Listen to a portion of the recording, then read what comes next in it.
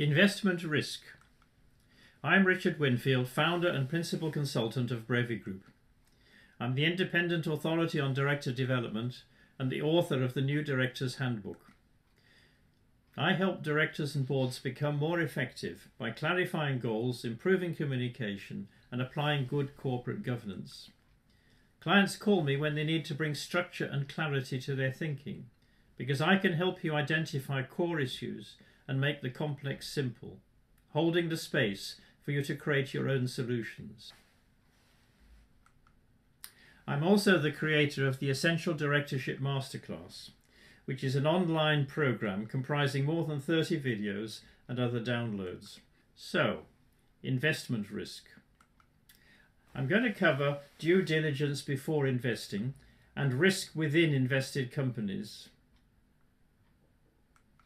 However, before that, we're going to look at some case studies.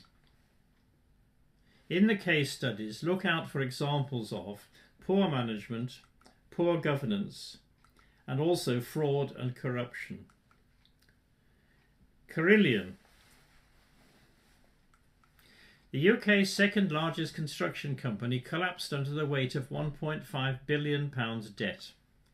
Carillion specialised in construction, as well as facilities management and ongoing maintenance. It employed 20,000 people in the UK and had more staff abroad. Its liquidation is costing UK taxpayers at least £148 million. According to the Work and Pensions Parliamentary Select Committee report on Carillion, it represents a relentless dash for cash, driven by acquisitions, rising debt, expansion into new markets, and exploitation of suppliers. Carillion was unsustainable. The mystery is that it lasted so long. Carillion could happen again, and soon. In 2016, it had sales of £5.2 billion. Its market capitalisation was almost £1 billion. In 2017, it had £900 million of debt and a £200 million pension deficit. There were 3 profit warnings. Problems highlighted included cost overruns on 3 public sector construction contracts and payment delays in the Middle East. The board was also reported to consider the pension scheme a waste of money. Suppliers were being paid in 120 days or asked to take a discount, and there was the concept for the government that the company was too big to fail. Finally, the retiring finance director sold £800,000 worth of shares before the collapse.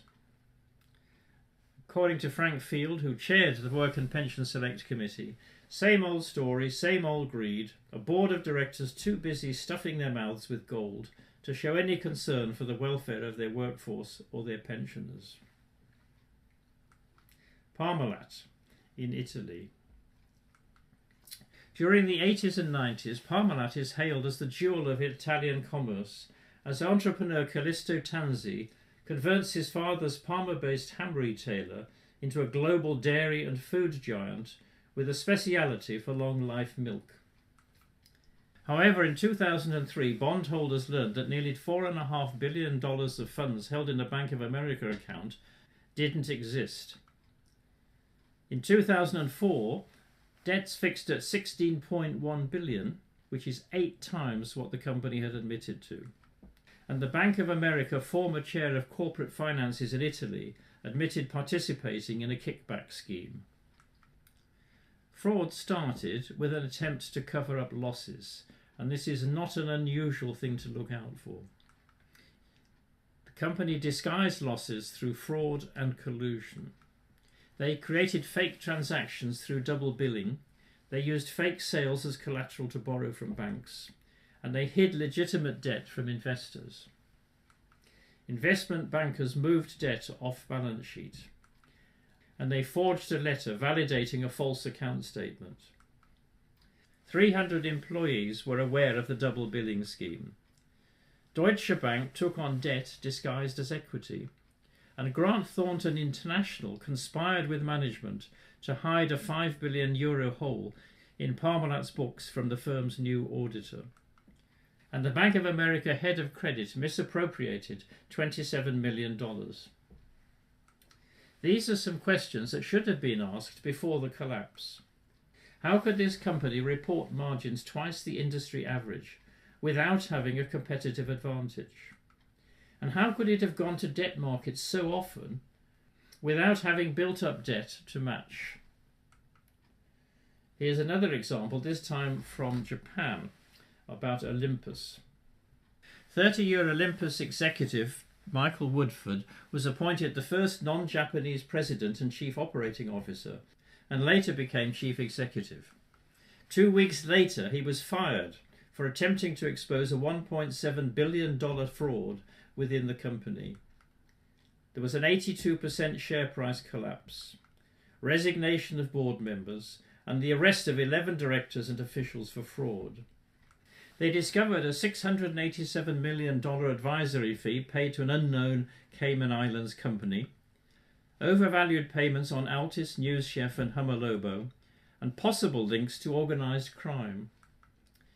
Olympus eventually acknowledged that it had concealed investment losses since the 1990s by moving them to an offshore fund in a practice called tobashi, a transfer of assets so as to conceal losses. President and Chairman Tsuyoshi Kikukawa was a very charming man, said Michael Woodford. He talked about my family, and he knew them all by name. He felt I could do what was necessary. We didn't discuss terms or anything. I just said yes. However, I soon realised that I lacked the power to make fundamental decisions. He controlled all the levers, and the board were literally puppets, and he was the puppet master. There were no ifs or buts. Whatever Kikukawa said was the course to be followed. Former Supreme Court Judge Tatsuo Kanaka said the core part of management was rotten, having concealed business and investment losses. The Olympus case did for Japan what Enron did for the United States, changing governance policies, board liabilities and so on. However, Nissan also in Japan, no audit committee, no nominating committee, cross-shareholdings, token independent directors. Promotion, demotion and executive remuneration were entirely decided by Carlos Ghosn. You risk your future if you rebel against Ghosn, said one of the employees. So, what should you do about it? When considering an investment, you should analyse the culture, explore the future and check on governance. So let's look at culture. At Brevi Group, we use the DILT's logical levels to investigate and develop culture in an organisation. You can read about that in the new Director's Handbook. Asking the following questions will help identify the current culture. What is the external environment? Physical, market, and regulatory. What is the internal environment of the organisation? Physical or social? What is it that people in the organisation actually do? What is it that they do that is critical to its success? And what is it that they do that differentiate the organisation from others? What are the corporate skills and competencies critical to its success, differentiating the organisation? What are the beliefs and values of the organisation? Beliefs, values. What is the organisation's identity? Metaphorical? Army, sports team, family, nurturing, hothouse technology, evangelist, ideas, best practice. What sort of company does it think it is? How does the organisation interact with and contribute to society? What is its purpose? Why does it exist? Forecasting. Think about these long-term blue chip investments. Tobacco, coal, utilities, retail, commercial property. What do they have in common? Good, sound, long-term investments, but not anymore. At Brevi Group, we've developed a scenario planning model based upon The Mind of a Fox by Chantal Ilbery and Clem Sunter. Again, you can learn about this from the new Director's Handbook. The first thing to do is to do a pest analysis. considering the organisation in terms of political changes and developments, economic, sociological, technological, environmental, and legislative or regulatory. Again, you can read about this in the new Director's Handbook. So let's go through these. Political. Access government regulations and legal factors in terms of their ability to affect the business environment and trade markets. The main issues to be addressed in this section include political stability, tax guidelines, trade regulations, tariffs, and employment laws. Economic. Through this factor, businesses examine the economic issues that are bound to have an impact on the company. These would include factors like inflation, interest rates, economic growth, the employment rate and policies, and the business cycle followed in the country. Sociological. With the sociological factor, a business can analyse the socio-economic environment of its market via elements like customer demographics, cultural limitation, lifestyle attitude, and education. With these, a business can understand how consumer needs are shaped and what brings them to the market for a purchase. Technological. How technology can either positively or negatively impact the introduction of a product or service into a marketplace. Also, its effective life.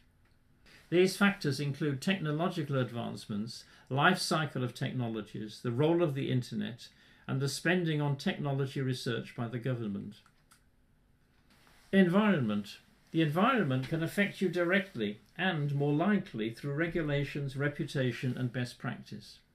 These factors include changes in weather and climate, laws regarding pollution and recycling, waste management, and the use of green or eco-friendly products and practices. Legislative and regulatory. How laws and regulation can impact on business activities and products. Remember that these could apply differently in different geographical regions and states. These factors include discrimination laws, health and safety laws, consumer protection laws, copyright and patent laws. Governance. The Risk Professionals Association, AIRMIC, studied 20 major corporate crises of the last decade, including Coca-Cola and Firestone, Shell and BP, Airbus and Societe Generale, AIG and Railtrack, Enron and Arthur Andersen. They discovered that underlying weaknesses arose from 7 key risk areas that the authors recommend should be drawn into the risk management process. Board skill and non-executive director control risks. Limitations on board competence and the ability of the non-executive directors effectively to monitor and, if necessary, control the executives. Board risk blindness. The failure of boards to engage with important risks, including risks to reputation and license to operate, to the same degree that they engage with reward and opportunity. Poor leadership on ethos and culture. Defective communication. Risks arising from the defective flow of important information within the organisation, including to board equivalent levels.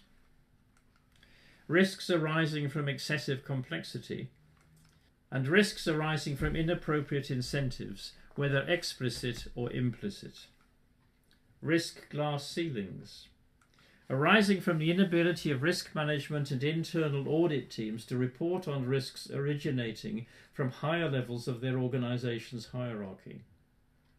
Recommendations. The scope, purpose and practicalities of risk management will need to be rethought from board level downwards in order to capture these and other risks that are not identified by current techniques.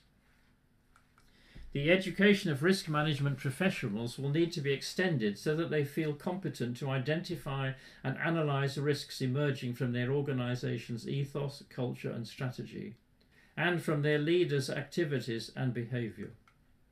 The role and status of risk professionals will need to change so that they can confidently report all that they find on these subjects to board level. The authors warn that these risks will remain unmanaged unless boards, and particularly chairmen and non-executive directors, recognise the need to deal with them. I put this in gold just as a reminder that the source of this report was an organisation for risk managers. Boards will also need risk professionals with enhanced vision and enhanced competencies to help them to do so. So here's a chance for you to check out your risk profile. Do you understand and are you happy with your organisation's risk appetite and tolerance? How often is its risk register reviewed and discussed? And what strategies and policies do you have to identify, manage and mitigate risk?